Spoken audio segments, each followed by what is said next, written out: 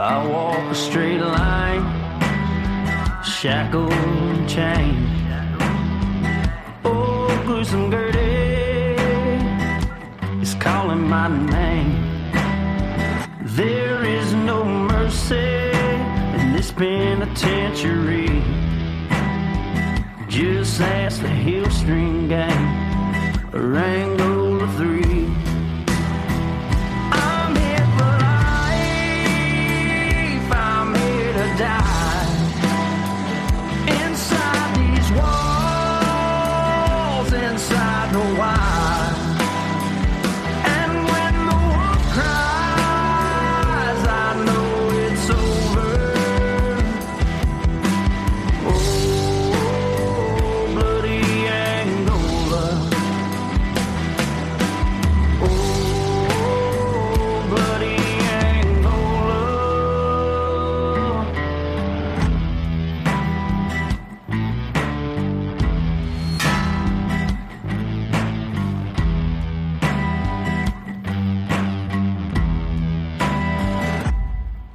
Hey everyone, and welcome back to Bloody Angola. I'm your host, Jim Chapman, and today I am bringing you another 50 Shades of Evil series episode. I'm going to take you to Hucks County, Pennsylvania, and I'm going to tell you the story of Cosmo DiNardo, who in 2018 was convicted in the murder of 4 young men inside of Bucks County, Pennsylvania over a 3-day time period. Now, he lured them in order to kill them, and I'm not going to tell you right now how he did that. We'll get into it, but this case became nationally known as the Lost Boys of Huck County, and it's absolutely shocking. And as I said, this one takes place in Hucks County, Pennsylvania, which is a beautiful part of Pennsylvania. It's bordered by the Delaware River. There are a bunch of parks there.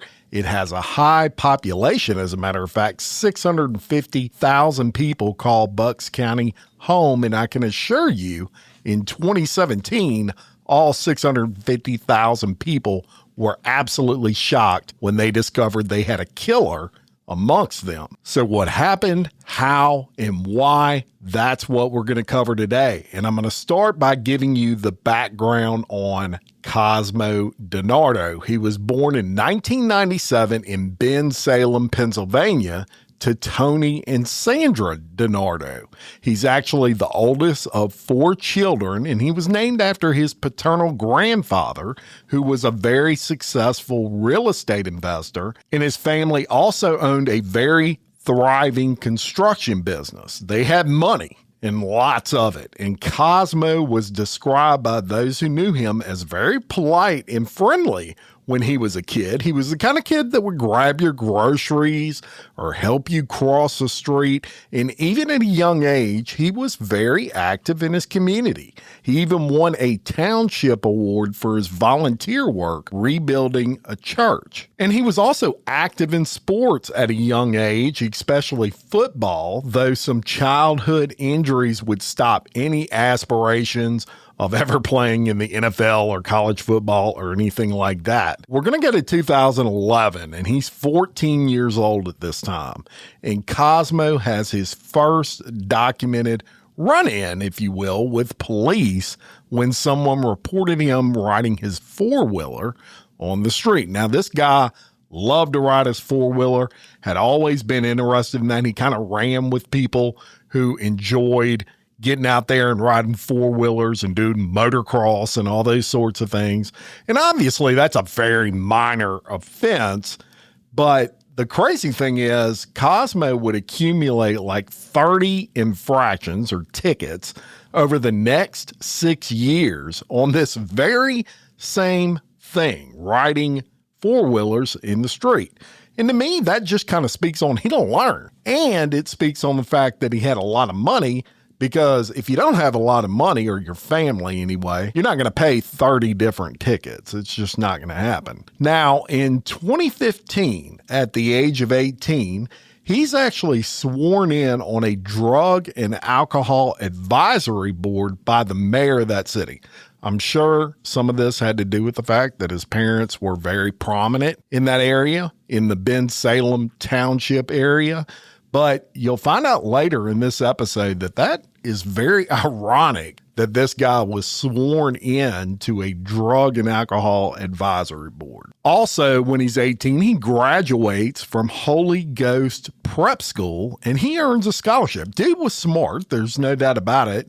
And he attended Arcadia University. And at this time in his life, he decides he wants to become an orthodontist. Now, he only attends college for one semester. He had a girlfriend during that time, and they break up, and honestly, Cosmo starts losing it mentally. And a lot of people around him, they would say he started to have like this major personality shift in himself. He just was not the same guy anymore. And he's just 18 years old during this breakup. Now, we're going to go to 2016. He turned 19 years old, and Cosmo DiNardo's life just completely falls off the rails. In May of that year, he gets in a pretty serious ATV accident, four-wheeler accident, where he breaks his leg in several spots. He also suffered some pretty major head trauma. He's so injured, in fact, he gets put in a hip-to-toe cast for like 4 months. Then in July of that year, Cosmo's mother has him involuntarily committed after several escalating events, including giving her a black eye, his own mother, biting her arm and attempting to jump into a stranger's car while claiming that he was kidnapped. Now, this would be the first of 3 times he would be institutionalized over a 6-month period. So we're going to move on to July 5th of 2017, and we're going to switch subjects as well. And I'm going to tell you about 19-year-old Jimi Patrick. Now, Jimmy had plans, and he told his grandmother that he's going to go meet some friends at Chick-fil-A, and he would not be too long, and he leaves the house on that day, the day after the 4th of July. Hours pass, and Jimmy does not return home. Now, typically, regardless of when he would come home, he would wake up his grandparents and let them know that he was back. Just the kind of kid that he was. He was very responsible, smart kid. But this particular night, nothing. He never woke him up. They assumed he would. He didn't. Now this was very unlike this guy. He worked full-time. He went to college. He was good with his money, very responsible. No way he's just going to not show back up at home and not let his grandparents know where he's at. Now, although he was so responsible and very well-rounded, things were not always easy for Jimmy. His mom was diagnosed with schizophrenia well before he was born, and that's actually why his grandparents were taking care of him. They had actually taken care of him since he was just 1 day old, and they treated him as if he were their own son, and they were extremely worried when they wake up the next day and he's not there. His grandmother, as a matter of fact, starts panicking. She's sending texts to him. Where are you? Are you okay? Etc. Because this was just so way out of the box for this kid. But nothing, no response. He never returns a text. So they call his good friends. And his good friends are like, he wasn't meeting us at Chick-fil-A. Everybody that they reached out to, nobody knew anything about meeting to hang out at Chick-fil-A. As a matter of fact, none had spoken to him since he had left his grandparents' house. So at noon that morning, the day after he went missing, they call police. But due to him not being missing for 24 hours, the police, they just kind of blew that off. I mean, this is a 19-year-old kid. He's probably fine. Let's wait until it's been at least 24 hours, which would have been 4:00 p.m. That was the last time that they saw him. So they agreed to do that. And at 4:00 p.m., they call police again. A patrolman shows up at the house, takes a report, but, there's no urgency there. The police at this point, they're still thinking this guy is probably partied too hard, maybe got drunk and stayed at somebody's house they don't know of. Who knows? He's a teenager. He's 19. They do, though, take his cell phone and say, we're going to run a ping on his cell phone. And then the officer leaves. And they do indeed trace that cell number to check the tower pings. And the last ping that registered was about 50 miles away from his home. It was in a park in Delaware County. Now, his phone was turned off by this point, but that was the last time that it was connecting to a tower. That's a hell of a long way away from the Chick-fil-A that is like 5 miles from his house. Days go on. And by July 8th of 2017, some 3 days later, still no sign of Jimmy. His grandparents, they know time is of the essence here, and they don't wait too long before they hire their own private investigator to work this case. And he starts interviewing all of Jimmy's friends. The PI also discovers that another teen is missing from the same county, 19-year-old Dean Finnecaro, who went missing just 2 days after Jimmy. And so to investigators, they need to find out if these two cases could be related. The boys, they kind of lived somewhat close to each other, but they were far enough away from each other that they graduated from different high schools. And they actually had different friends that they ran with. They didn't have the same circle of friends. So in this case, his parents, Dean's, they also had reported him missing, and police, they did go by there to take a report. And by the time they get there, all of his friends are there. Dean was very popular amongst his friends, but the problem was Dean, he was kind of no stranger to police. He was kind of a hellraiser, but he had just gotten a new job and he appeared to be doing much better.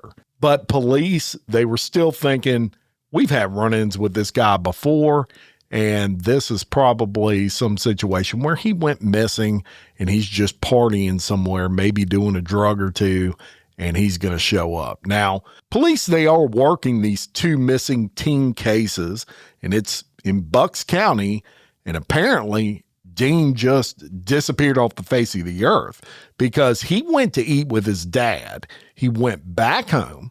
He told his dad, hey, I'm going to be back in 15 minutes. He leaves the house and just disappears. So his parents, they tried to call and text him, but his cell phone was turned off. So his parents, they actually do something really smart. They go on Facebook and they print out a list of all his friends in the area that had any contact with him on Facebook in like the past year. And they start crossing them off the list as they talk to these friends and say, hey, have you seen our son? Now, there was one friend out of all of those that his parents nor police could get a hold of. And he wasn't returning calls or messages either. And his name was Cosmo DiNardo. Now, apparently, these two were friends who knew each other from the four-wheeler riding community. And Dean's parents, they had no idea who Cosmo was. As a matter of fact, when they came across the name, I mean, Cosmo is a pretty memorable name, if you will. They had never heard that name come out of his mouth before. But they start digging into Cosmo, police, and they discovered that Cosmo, according to the people that knew him, was kind of crazy. It kind of went off the rails, as I told you earlier. So at this point, police, they do decide to do a ping search on Dean's phone. Now, I can't tell you why they did not do this prior to this point. They do, in fact, do a ping search on Dean's phone, even though it's turned off by that point. And police, they do see when it was last used, and they discover that it was last used in Bucks County, but they also discover it was on the same property owned by Cosmo DiNardo's family. So all of this is moving faster than you may realize. On Wednesday, July 5th, Jimi Patrick goes missing. Friday, July 7th, Dean Finnecaro goes missing. And by Sunday, July 9th, police had pinged Dean's last location to Cosmo DiNardo's family property. So the next step is to go check out that property. They want to see if they can speak to Cosmo, maybe he's there. They go out there, and it's the middle of the night, and this is an expansive property. It's over 90 acres, and it's one of 3 large properties that the DiNardo family owns. Remember, they're very wealthy. As they drive through this winding property, they come upon a very dilapidated home. And I'm talking like a haunted house looking house. And it's the middle of the night. It's like 1 o'clock in the morning when they do this. And this house is obviously abandoned. I'm talking cobwebs on the doors and everything. And they notice a detached shed. So they pull up and they go to the door of this home and they kind of look in the windows, and it's the middle of the night. You can barely see anything. The windows, they have all that grime on them. So it's like looking through glasses that are fogged up, right? But they don't see anything. So they leave. Now, at this time, it's like 3 o'clock in the morning. The 2 detectives involved, they go their separate ways because one of them was actually from a neighboring county. But the detective from Bucks County, as he's driving by himself after they part ways, him and this other detective, is just kind of eating at him. He can't get that property out of his mind. He feels like, we didn't really look around enough. So he goes back by himself. And by this point, it's like 3:15 in the morning. But rather than check the house again, he decides, I want to see if I can see inside of that detached shed. So he goes to that detached shed and he kind of cracks open the door of this shed. And it's one of those metal sliding doors. And he cracks it open just a little bit and he peers inside and he sees a vehicle inside of this shed, which this vehicle was way out of place when you compare it to the rest of this property. I mean, you got a haunted house, basically, but a vehicle in this shed that looked to be in great shape. It was relatively new. It was obviously recently driven. And he peers in, and it's kind of disheveled on the inside, but nothing stood out to him. He was kind of looking inside the car windows to see, is there a body in here?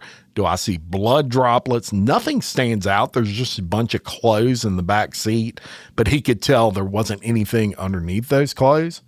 He then kind of looks at the ground and he notices really fresh tire track marks, which told him whoever was there, he must have just missed them. So then he goes to the rear of the vehicle and he calls in the plate through his CB, and it comes back to 20-year-old Thomas Mayo. This went out over the police CB system, and so all the other cops on duty, they're going to hear this.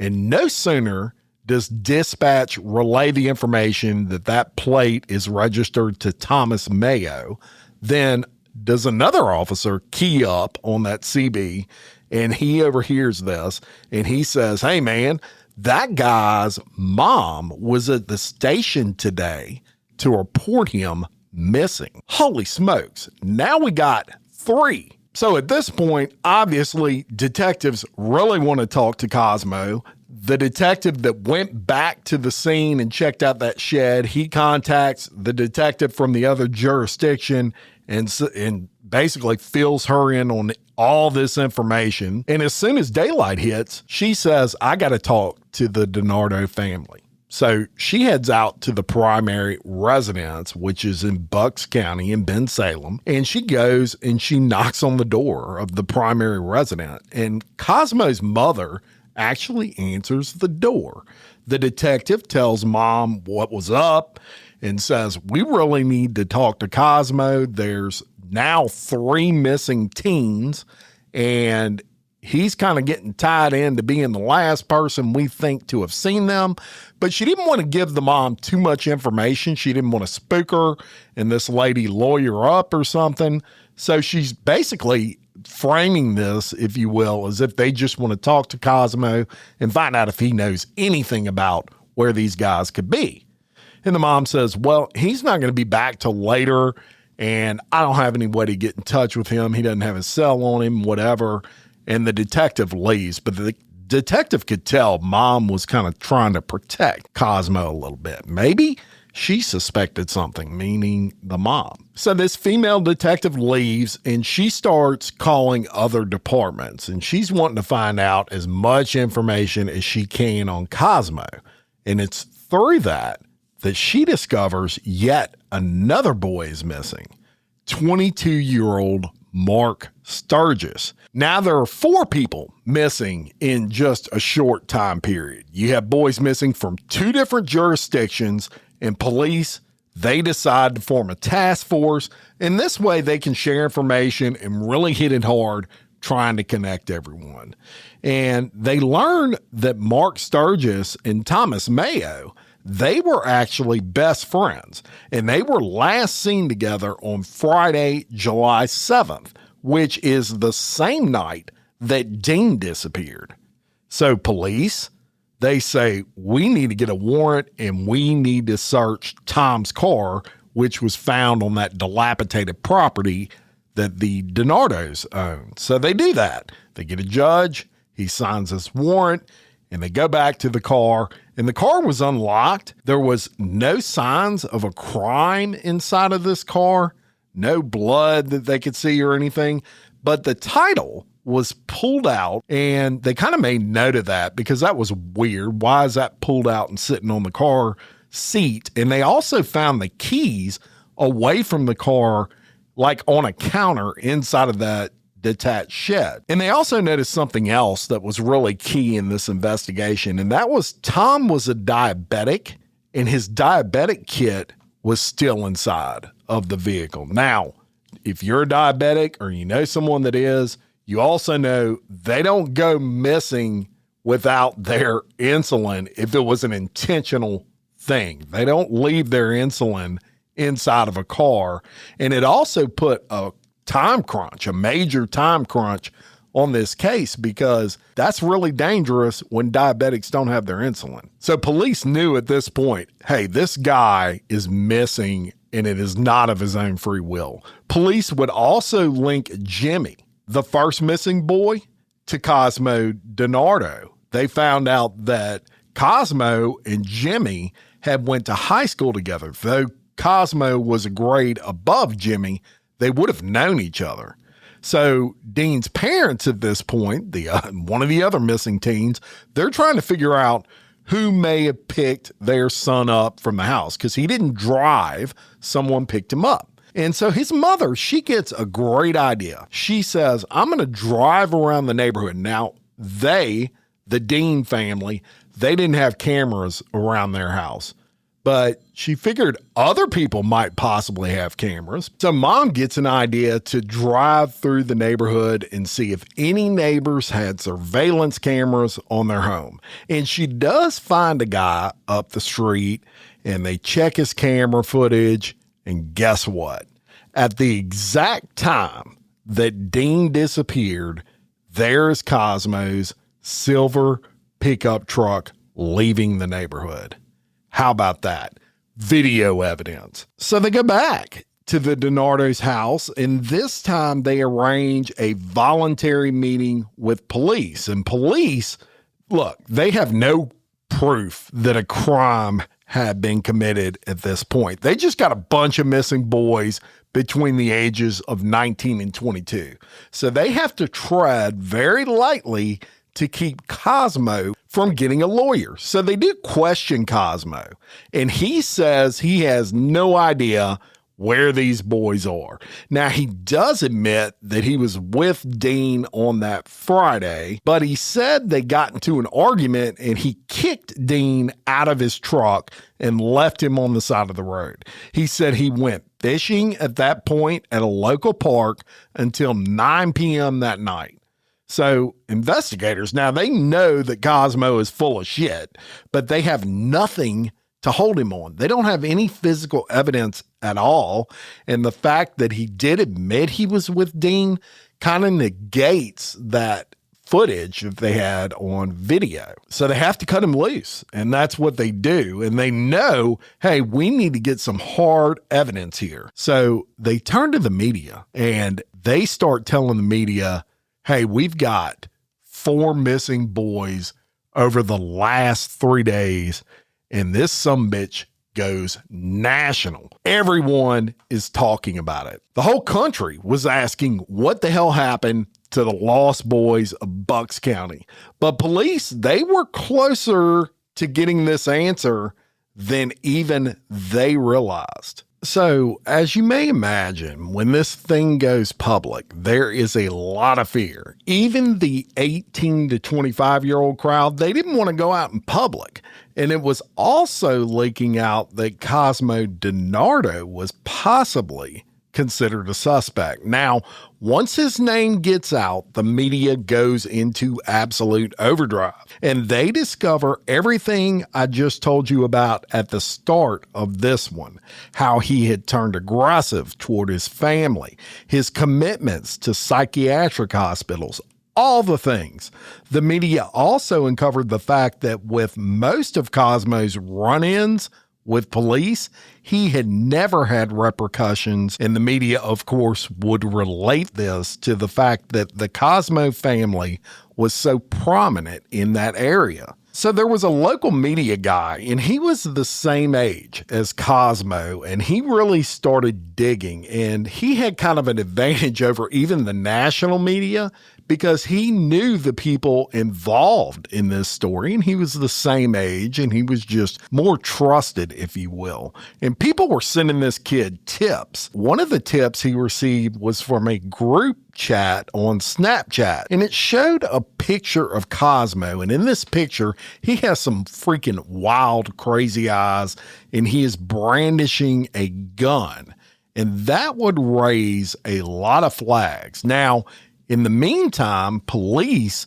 they start trying to piece together Cosmo's movements during the times that these boys went missing, and they turn to LPRs, which are license plate readers, to do that. Now, it's with that technology, they discover that Cosmo was in the area where both Mark Sturgis and Thomas Mayo went missing. And remember, he had said he was fishing during some of these times that he was caught on license plate readers. So he was lying. You only lie when you're doing something wrong, right? The truth never changes. Not only that, but police also discover Cosmo was trying to sell a vehicle on social media that was consistent with that of Thomas Mayo's vehicle. And that would explain that title that was found in Thomas Mayo's vehicle when police searched it, why there was a title sitting on the front seat of Mayo's car in that detached shed on the DiNardo property. You see how all this is lining up? So police know one thing at this point. They have to figure out a way to arrest Cosmo for something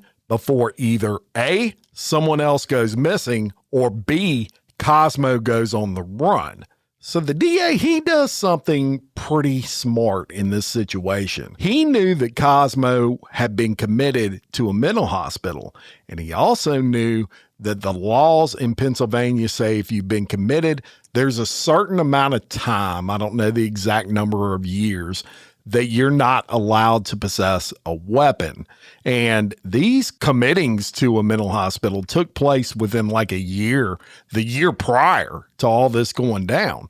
So this district attorney said, why don't we surveil him? Because they knew he carried a shotgun on him in his vehicle a lot of times. So they surveilled him and they pull him over one day knowing he had a shotgun in his vehicle, and they make an arrest after surveilling him, and that's enough to put him in jail. And they set like a very high bail amount, because you got to remember, Cosmo's family, they got a ton of money. So he had kind of an excessively high bail amount, but the judge and the DA and all that, they're doing what they have to do to try to keep this guy in jail while they gather evidence. So while he's in jail, due to all this circumstantial evidence, they also are able to secure a warrant to search that entire 90-acre property. And it's during this search that they come across an old barn on that property and a key piece of physical evidence, blood droplets. They collect it to be tested, but at the time, look, this is going to take a while for that test to come back. And it wasn't a ton of blood. It could have been anybody's blood.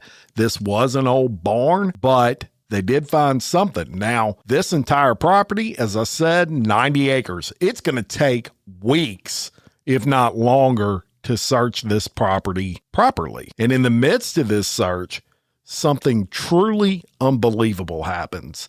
The dad of Dean Finnecaro gets an alert on his cell phone from Verizon. And that alert stated there was a number, which was Dean's number, incidentally, that just tried to dial 911. Holy smokes. Imagine being Dean's dad at that very moment. Could it be possible that Dean was alive? Could it be possible that Dean was hurt and calling for help? So Dean's father, he jumps up and he calls the investigating team and he says, "You're not going to believe this, but Dean just called my phone." But sadly, police let him know that wasn't Dean. That was us. We found a phone on this 90-acre property and we dialed 911 so the operator would tell us who the phone belonged to, because when you dial 911, it'll show the name of the person that number belongs to. Now, it was a good thing that they found evidence on the property, and that was interesting. It was found on the 90-acre property that they were searching, but that wouldn't be the only thing that police would find on that 90-acre property. Not even close. And I'm going to go ahead and close this one out, and next week we will wrap up this particular two-part series of 50 Shades of Evil, Pennsylvania.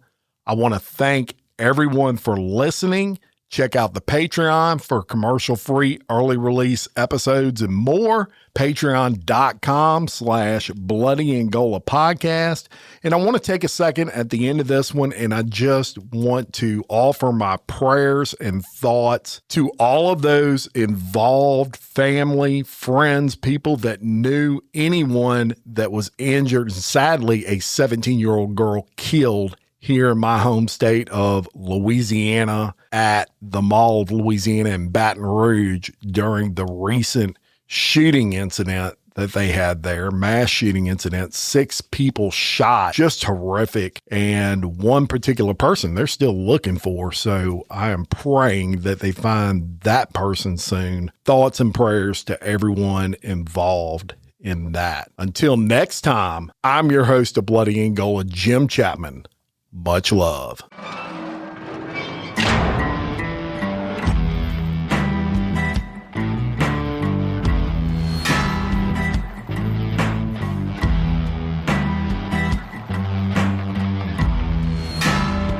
I walk a straight line, shackled and chained. Oh, gruesome Gertie is calling my name. There is no mercy in this penitentiary. Just ask the Hill String Gang or Angola